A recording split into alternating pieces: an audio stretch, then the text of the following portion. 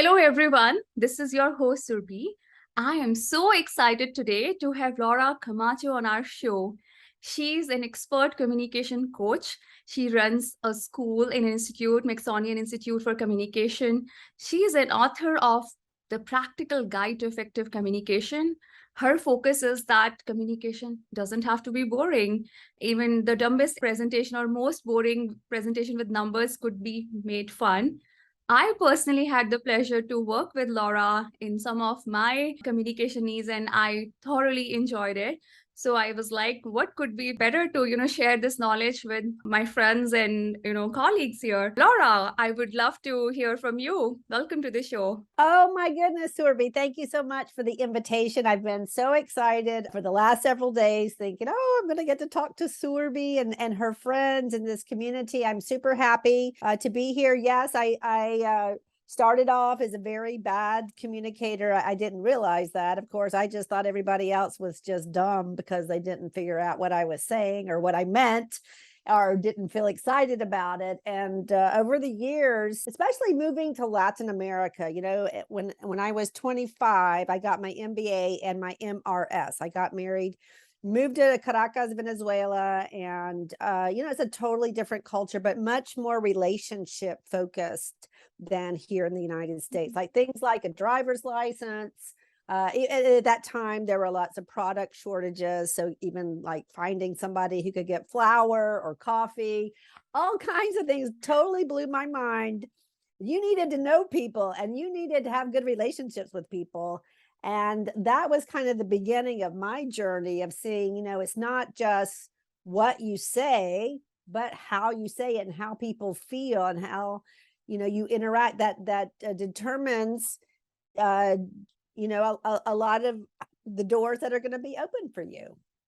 Oh, I love that. And I can totally correlate. Especially, I have also lived in one of the Latin American countries in Dominican Republic. And I learned a little bit Spanish. I got this book, Spanish for Dummies, and I went to the shop, ordering my food or something. And communication was super important because first time in your life, I think you must have realized that it's not like knowing your language that you can say and people are going to understand it. I'll share a small joke and I think you can appreciate. So I'm vegetarian and I was like, I was surviving sometimes on coconuts, mojitos, and mangoes. One day I was like, I want to eat nice food. So I learned Spanish, like sin carne, and all the translations, like no fish, no chicken. And I was like, I'm going to have a great dinner today. I went to this restaurant, I explained them like no chicken, no fish, like in that Spanish language. All I got, and it was like a big sandwich kind of a thing, and I got only tomatoes. They removed everything. I was like, I failed at my communication, and that was my dinner. So that's too funny. So I can empathize your story in Venezuela totally. Yes. Well, and then later I got to live in Germany, which was another switch. And I have another food story that I, beefed up on my German before I got there. And the funny thing is that I was 5 months pregnant when I got there, and my firstborn child was born there. And so I was going to the grocery store, and I had practiced, asking for things. And the grocery store's German, but I couldn't remember the word for chicken. And in the grocery store there, they didn't have it prepackaged. You had to go and ask for it. And I couldn't remember how to say chicken. So I said, 2 kilo. And then I went, bok, bok, bok, bok, like, flapping my arms like a chicken. And they got it. But you know what, Surbi? They didn't laugh. They got my 2 kilos of chicken and gave it to me. And I just thought that was so strange. They didn't laugh. But for them, that was being polite, not to laugh at this strange, American woman who can't speak German very well.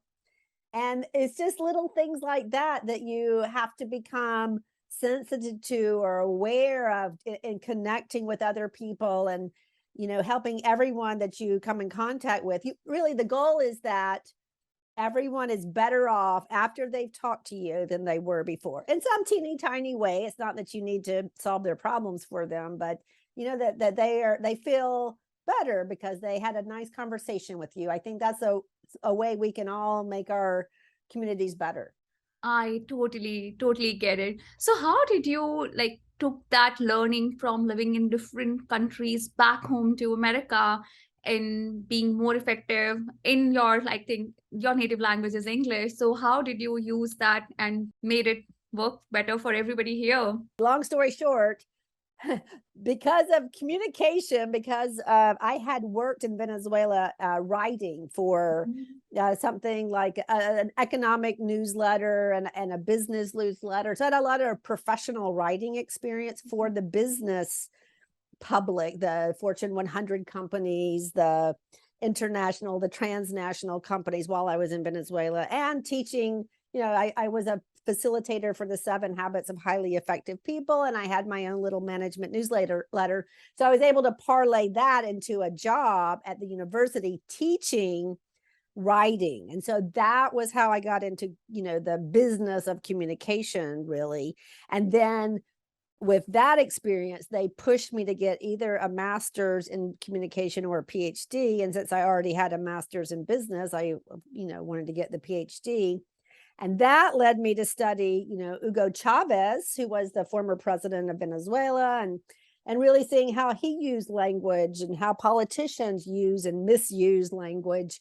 And then that just opened up this world to me of bad communication, good communication, and just how I just realized that I had more control over the situation. Let's say you and I have an interaction and it doesn't go well. And I think, wow, that's Surbi. I don't think she liked me, or I don't think she's nice, or I don't think we're in sync. But it could be the way I spoke to her, or it could be the way that I didn't listen to her, or it could be, that I wasn't making eye contact with you, or you felt like I had brushed you off or something. And realizing that if we take more agency, more, I'm going to do everything I can so that our interaction, so that our communication is clear, and that it's emotionally at least not hurting you, if not actually uplifting you in some way.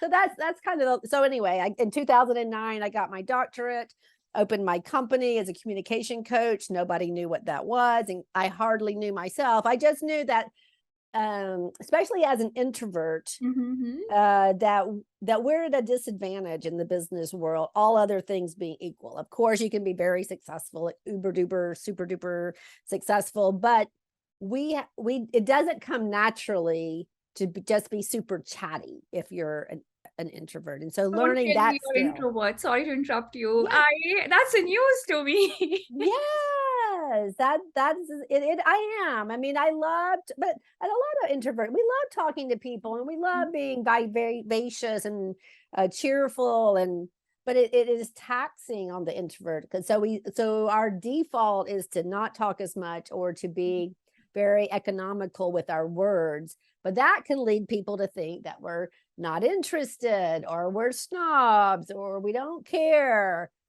So there's just a lot going on below the surface that I began to notice. And so what I do is help people like you. Of course, you're a fantastic communicator. We just needed to polish some things, maybe the cross-cultural side about, being more organized or more structured in your message can help people to remember what you say, for example. There's just a lot of little tips and tricks that can help anyone to be more successful in their communication. Yeah, I love that. A couple of things I think our audience would love to know. You mentioned things like like you are an introvert. So how, if somebody is an introvert, how could they still be friendly and come across less introvert? Because I never knew that you consider yourself an introvert, because I was like, I love your energy. I spoke to you the first time and I felt like, wow, because I speak to many people, even many coaches, but it stood out. And I was happy after talking to that. Sometimes you just elevates, like you talk to somebody and I generally like feel either my energy is drained out, it stays the same or more. So it was more after speaking to you. That's what I loved. So yeah, I think I would love to know some tip for our audience, like how an introvert there is a hope for introverts also. So would you like to share anything? Yes. Oh my gosh, it's so important. I'm so glad you asked this, Sor, because and I this most most of what I teach I did not learn in the PhD program, but afterwards and working with myself, I worked with coaches. I learned that you have to become like an energy generator. Mhm. The default for most people, I mean, some people are naturally very cheerful and some people are naturally not very cheerful. But kind of the default is like, well, when things are going my way, I'll be cheerful. And when they're not, I'm not going to be cheerful. And it turns out those days that everything's going your way, at least in my experience, is not very often. So you have to you have to just make that commitment, and I think of it as just turning up a dial. Like Mhm. I'm going to raise I'm feeling fine this morning, but I want to raise it. I want to not only feel energetic myself, but everybody that I talk to, I want to elevate our conversation and elevate the energy in the room, so to speak. Now, that does require a lot of self-care because it takes a lot of energy to do that. So I can't, do that if I'm only getting 4 hours of sleep. I Mhm. can't do that if I'm not eating well and taking care of myself. So you definitely have to take care of yourself in order to become a generator of positive energy in the world.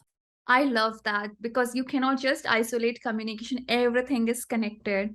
So true. Makes It's sense. it's an ecosystem, and even like the way you dress and the way you pull yourself together in your office, and what you have for lunch and your habits, it all works together. You create this ecosystem for yourself, and that is what supports you and or doesn't support you, and then that is what you take to over deliver to other people. It's like you generate this excess energy that you can share with other people. I love that. Totally agree. So I'm like, I don't know. I think I'm between introverts and extroverts. Hard to, because it's a scale, so it's so hard Yes. sometimes. But so is it fair to assume that what you're saying applies, I think, not only to introverts, but anybody, whoever is like, the message here is that you need to elevate your energy level, feel good, and then only you can bring others on the same speed. Because I think it's very important to be positive. Everybody wants to talk with somebody who has a positive outlook, and it comes more with positive inner work, right? That's what you have to Exactly. do. Yes, because you could be a total extrovert and a Mhm. Debbie Downer at the same time, just Right. because. And let's point out something that wasn't obvious to me. Maybe everybody listening is like, duh, Captain Obvious. We already knew that, Laura. But it takes more energy to be positive because you have to be more creative, more resourceful to find that opportunity, to see that it's that this whatever bad thing that happened, whether you didn't get the promotion, you didn't get the job, the person didn't give you what they were asking for. I mean, I've just my husband and I have been through this odyssey of trying to get a new dishwasher because our dishwasher broke, and with the supply chain issues, it has been unbelievable. And you can't let these dumb things that happen to us on a daily basis Totally. drag you down, so you have to really manage that. Absolutely. So, what is specifically here for introverts that they can do to elevate themselves? Let's say they have good in energy. Usually, they feel good, but they by doing them the things that they like. I think, as much as I know, it's mostly like people they are energized by themselves by doing activities Yes. they like, not necessarily with interacting by interacting with strangers, right, or their close Right. people. So that's where you're saying that they need to do their homework to even elevate their energy level so that they can feel good. Right, to manage it, because it's like, imagine you have 100 units of energy, Mhm. and that, let's say that for me to participate in this event, it takes, out of 100 units, let's say that this event, because I'm an introvert, it's going to cost me 40 units out of my 100. But because you love the people, and maybe you even know more of the people, like for you it's only a 10% battery expenditure. So I have to, first of all, I have to manage that again, the self-care, but also, okay, anybody that's on the introvert side of things, it's for you to be strategic and to use your introversion to your advantage, because we do have advantages, which is that we tend to listen more and observe more. So if Mhm. you use that you notice things about people, and when you find the things and the people that are cool that they may not even realize or they have forgotten, that's what I do as a coach. I'm pointing out to you or all my clients, like, oh, you have this cool asset here, why don't you use it? And they're like, oh, I didn't know that was an asset. Laura, it's been lovely listening to you.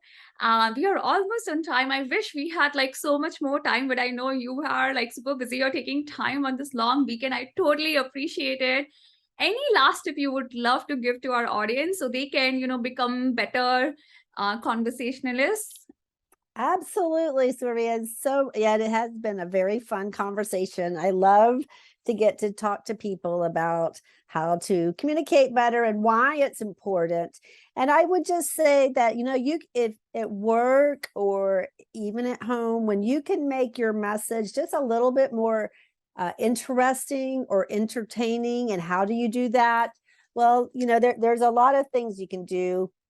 Shorter is always better. If you can be shorter, that would be one thing. Making different word choices, like instead of saying awesome all the time, saying splendid or delightful or, staggeringly good, thinking about expanding your vocabulary a little bit. Using stories, not long stories, but when I say story, I don't want you to think of war and peace. I want you to think of like conflict, and resolution, or situation, conflict, and resolution. Think about why things are important, and think about selling your ideas a little bit more. A lot of people I know get hung up. They pitch an idea in a meeting, say they just raise their hand and pitch an idea very briefly, and it doesn't really land, and then someone else says that same idea, and they sell it better, and so it gets more acceptance. So if you're not getting buy-in for your ideas, if you feel like you're being overlooked, you can think about how you could make it just a more compelling message. And you could buy the book, the practical guide to effective communication. And please find me on LinkedIn. I love to connect with people. I post, I have a podcast, I have little tips I post every week on LinkedIn. So that's an easy way to get just little tips, you want to take baby steps. And thank you so much for having me, by the way. Yeah, This has thank been you. I learned great. one thing. It has been a splendid conversation. I'm not going to use It's, awesome. it's been delightful. It's been delightful.